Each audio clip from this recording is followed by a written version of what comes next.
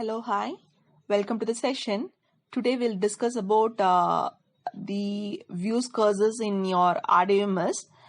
That is your how the views cursor will help you to access your database very efficient manner. So, view is nothing but a virtual table that has been derived from other tables. Which will help you to allow for a limited update operations. So it will help you to allow for performing a certain operation since the table may not be physically be stored. So the reason behind for providing a limited update operation is that the table cannot be stored physically automatically. Okay.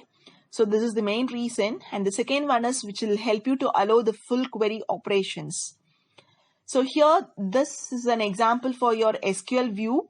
So you can create a view for a particular SQL by using a keyword called as a create view. And I'm creating and you have to name the particular view name. So here in the example, I have named as a manager as a view, and it'll now I have created a view, and now from that particular view I'm going to retrieve the particular data fields from the a table called as an employee, such as first name, last name, date of that is the employee name, and the department number, salary of the particular employee from the table called as an employee, where employee as well as the department, where here you are giving a condition that that is your social security number should be equal to the that is the particular manager social security number, and the department number equal to D numbers. So this is the condition you have to given out. So here you have to find the employee who earns more than their managers, right? So now you have created a views. From that particular views, now you can make use of some kind of operation towards the particular table. So here now you are going to find the particular employee who will earn more than their salary manager. So for that, the second statement has been used. You can use select E dot F name. So E belongs to a class called as an employee, and from that particular employee table, you're going to retrieve the first name, last name from the employee. Then you are creating a view called as a manager. So that's what we have created above, and we have created an object for the particular view as a name. So here, where you are giving a certain condition that E dot D number equal to M dot D number, and so here the employee department number and the manager department number should be equal, and the salary should be, that is the department employee salary should be greater than the manager salary. So you're going to retrieve the particular field by using this particular command. So when no longer needed, views can also be dropped by using a command called as a drop. So here in this example, I have dropped a created view called as a manager. So by using a command called as drop view manager. So the next one is implementing your views. So the views can be implemented in two ways. The first way is called as a query modification. So in the query modification, and the second way is called as a view materialization. In query modifications, you can modify the view query into a query on underlying the base table. For example, by using a command called as select star from manager, where the salary is greater than 10,000. So the person who is getting the salary, the manager who is getting the salary greater than 10,000 will be displayed to the user. Now, so it will becomes automatically that by using the views, you can select the first name, last name, department name, the department number, and the salary from the employee as well as the department, where the social security, that is the serial number, equal to the manager serial number, and the salary should be greater than or greater than 10,000. So the main disadvantages of this particular method is that it is very inefficient for the views defined for a views by using a complex queries. So you have to use a complex for queries for using this particular execution of this views. So this is the main drawback of using your disadvantages of using your view approaches. So the next one is view materialization.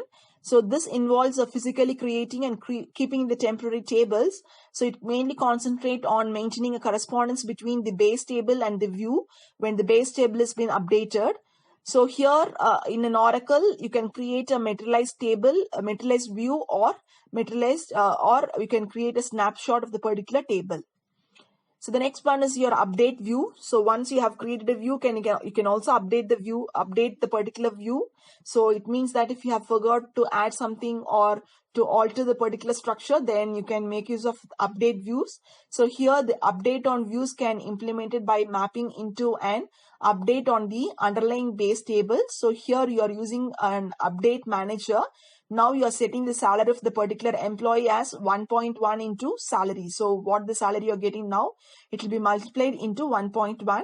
So where it based upon a certain condition that the department name should be a research. So here this will becomes a asset statement that is updating the employee. Set the salary equal to 1.1 into salary, where the social security number in select manager from department, where the D name, that is your department name, should be a research. So the next one is updating views involves join or not always possible. And for MySQL, the keyword with check option can be used to add the view definition if the view is to be updated. So if you want to update the view, then you have to use with check option in MySQL program databases as a backend. The next one is stored procedures in MySQL. The stored procedure contains a sequence of SQL command stored in a database catalog so that it can be revoked later by the program. The stored procedures are declared by using a following syntax. You have to use a keyword called as a create procedure followed by the procedure name and the list of parameters. That is nothing but the argument for the particular parameters for the procedures. So the next one, you have to use a keyword called as a begin and followed by the execution code. Then after all the code has been given inside the begin statement, you can end the particular procedure by using a statement called as an end. So this is the structure of your stored procedure. So here in the parameter specification, you can also have two different types of parameters, that is in-mode parameters and out-mode parameters. In-mode parameters will allow you to pass the value into the procedures, whereas in out-mode procedure mode will allow you to pass the value back from the procedure to the calling functions. So this is the difference between your in-mode procedures parameter specification and out-mode parameter specifications. So here you can see an example that from the table called as an employee and the data table called as a department, you have a specific fields such as an employee ID, name of the particular employee, their super ID, salary, and his date of birth and its department number. So similarly in the department table, you'll have a department number and the department, the category of the department, such as the payroll and technical support and research. So these are the different fields which has been available inside a two table called as an employee and department. So next one is example. Suppose if you want to keep track of the total salary of the employee working for each department, then you have to use the particular statement. You have to create a table called as a department salary as selecting the department number that is starting initially it will be initialized to 0 as total salary from the department. So now when you're executing the particular query, so all the particular table called as the field which has been available inside your department salary will be initialized to the value called as 0 in the column called as total.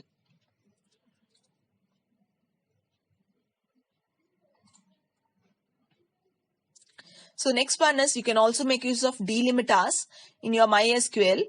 The use of delimiters is that changing the delimiters, it means the terminating characters of your SQL statement from colon to something else slash slash. So instead of using every statement, you have learned in SQL that every statement should be ended with semicolon. It means that the statement comes to an end. So instead of that, you can also make use of delimiter statement. So here this will help you to distinguish between the semicolon of the SQL statement in a procedure and terminating character of the procedure definitions. So here, this is the example we specified. So here in the MySQL, you have given a delimiters /. So it means that you have terminated the particular one. Now you have created a procedure called as update salary with the parameters called as in parameters, and its type is belong to integer type. And now you have begun the particular procedure, and you are used a function called as an update function. You're updating the department salary and setting the total equal to getting the total salary from the employee, where the department number equal to what the department you're passing it, that will be there. So now the particular statement has been executed. So it comes to an end. So we are in the particular procedure by using a keyword called as an end. So once if you are executing the particular statement, the query will be okay, and no rows will be affected. So here, the second step is that you have to define a procedure called update salary, which takes as an input as a department number, the body of the procedure in an SQL command to update the total salary of the column of the department salary, and terminate the procedure definition using the delimiters that you have defined in the step. That is, by using a delimiter, you can terminate the procedures. So that is what it's been shown in the particular example. So it now you have created a procedure, and you have termed at the end of the particular you have created a procedure called as an update salary, and you have inside the begin you have update the salary of the particular department, and you have terminated the particular procedure, and you are terminating you have end the particular procedure. So it means that you have used the delimiters over there. So instead of delimiters, you can also use a semicolon over there. So that's what the diagram in the below, you can see the delimiter semicolons. So that is also accepted in MySQL statement. So the next one is you're calling a procedure called as an update salary. So now when you're calling that particular rows, nothing will be affected. So again, you're calling the particular update salary, second row and the third row. So now all the data from the particular table called as an update salary is been accessed. So the fourth step you have to follow is you have to call the procedure to update the total salary of each department. So the fifth step is showing the update total salary in the department salary table. So once you have executed the particular department table, so now the salary will be automatically updated because you have executed the particular procedure thrice. So the next step is the next thing is stored procedure in MySQL. So you can use show procedure status to display the list of stored procedures you have created. So by using a command called as show procedure status, so this will help you to display the kind of procedure you have created in your MySQL statement. And if the particular procedure is not required by the user, then you can also drop the particular procedure by using a keyword called as a drop procedure, so which will help you to remove the stored procedure from the SQL queries.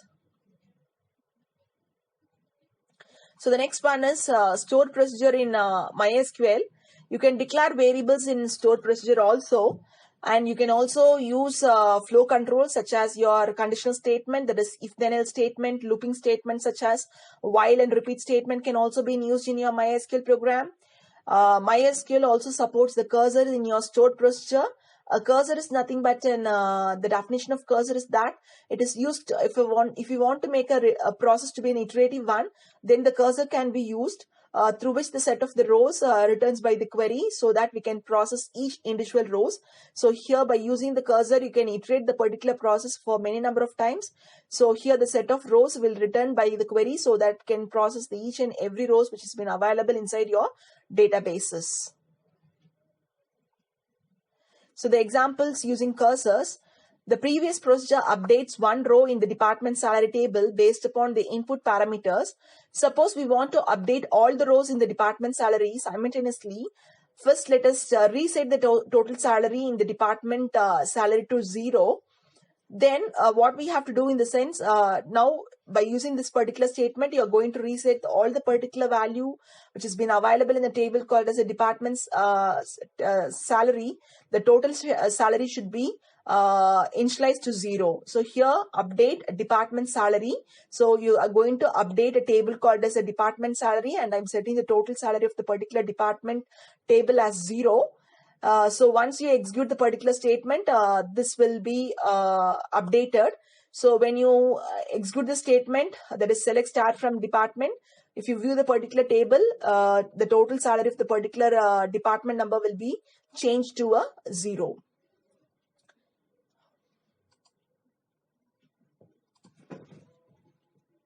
So here the next examples, this example will specify how to use the cursor. So here you can create a procedure, and you can use inside the procedures you can also use cursors inside the particular in order to make a iterative process. So here the cursor is being used. So you have created a procedure called as an update salary, and you have declared some kind of variable such as that is your default as done, current number, department number, and the current and it also includes some kind of variables for the accessing your variables for the cursors, and handling how to handle the particular cursors at the time of executing the particular program. So now I'm just opening the particular cursor called as denum cursor. So that is the object for accessing the particular cursor. Inside the particular cursor, I'm just fetching the particular cursor into a current name. So now I'm going to update the department table. I'm setting the salary of the particular person department. I'm selecting the particular that is, now I'm making an updation towards the salary of the particular employee. So I'm just selecting the sum from the salary from the employee, where the number you have entered, the corresponding salary will be updated accordingly. So here your updations will be done based upon some certain criteria, that where your department number should be equal to your current D numbers. So this process will be repeated until the number of rows which has been available inside your table will be executed, and it finally comes to an end, and then you're closing the particular cursor, and then you're ending the particular procedure. So now once you execute the particular statement, now the salary of the particular employee will be updated accordingly. So here you can see in the diagram that there are 3 rows and 2 columns and 3 rows, 3 records. So here in defaultly the total salary of the employee will be 0 after executing the particular statement. Now the total salary of the employee has been changed accordingly. So this is the example, and how does this particular thing will be work it out.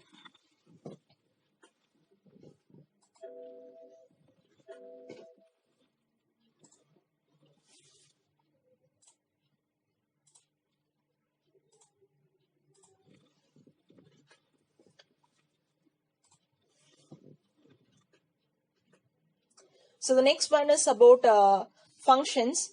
The functions are declared using a following syntax.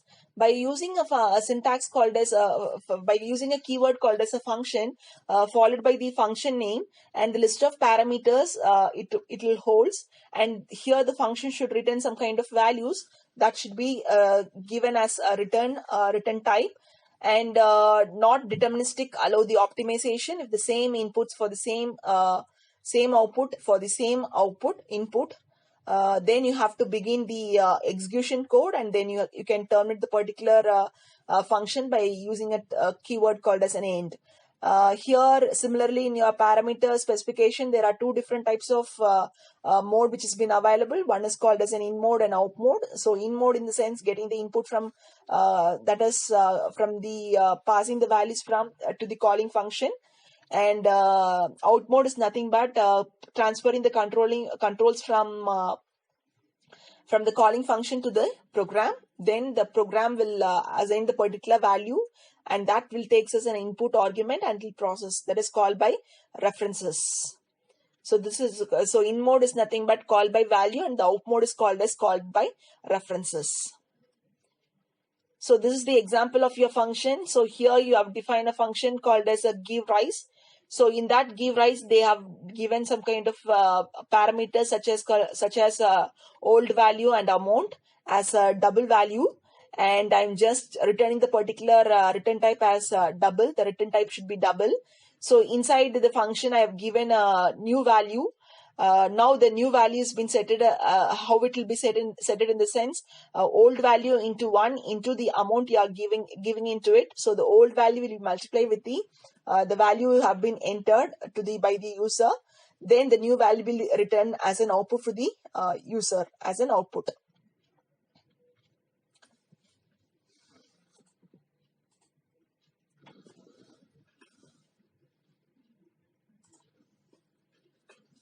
So the next one is about triggers, SQL triggers. Triggers is a special types of stored procedure that allows automatically runs when an event occurs in your database server.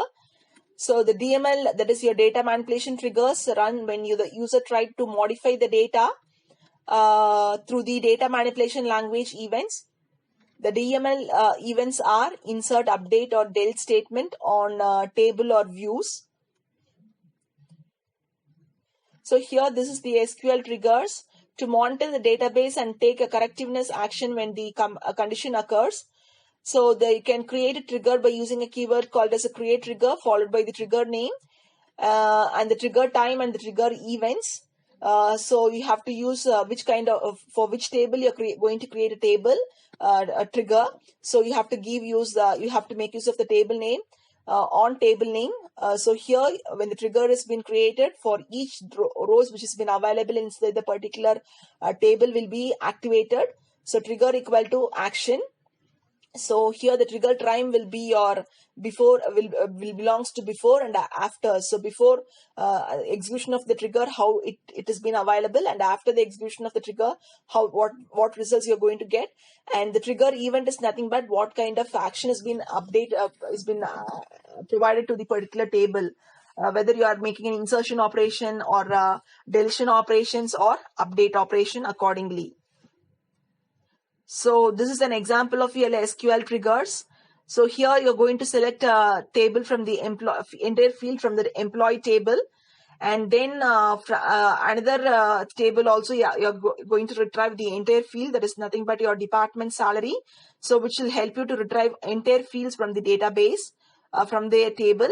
So we want to create trigger to update the total salary of the department when the new employee gets into the company. So here, for doing for such activities, you have to create a trigger to update the total salary of the department when new employees hit. So here you have created a trigger called as update salary. After inserting on employee, you will go and search for each row. If a new employee is not null, that is the particular employee is not been already exist, then it means that you are the new employee. Then you are going to update the department salary, and you are setting the total salary of the particular employee equal to total salary plus new salary, and based upon the employee, that is the department number you have specified. Then you are executing the particular statement. So now you can use a keyword called as a new. Refers to the new rows are inserted. So it means that the new employee has been added to the database into your table.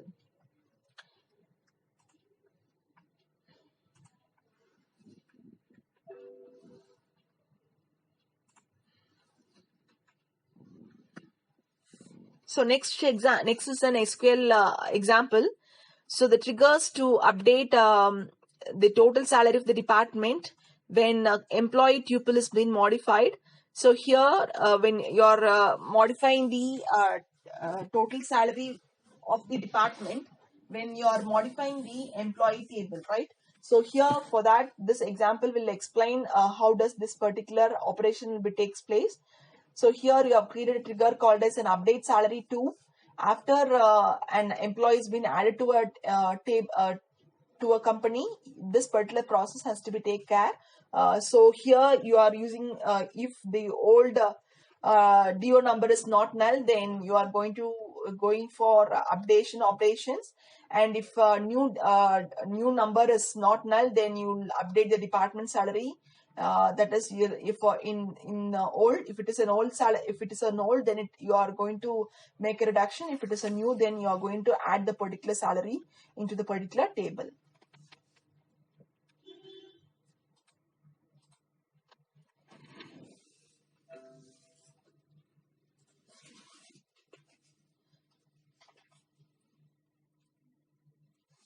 So the triggers, how to delete your tuples. So the triggers to update the total salary of the departments when an employee tuple is being deleted. So when it is being deleted, then you will be used, how it has been used, that has been shown in the particular example.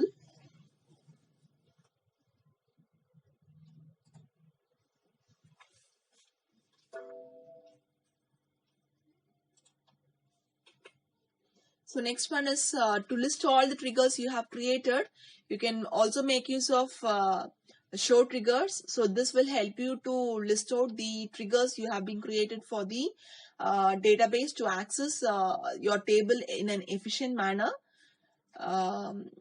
So that's it. Thank you all.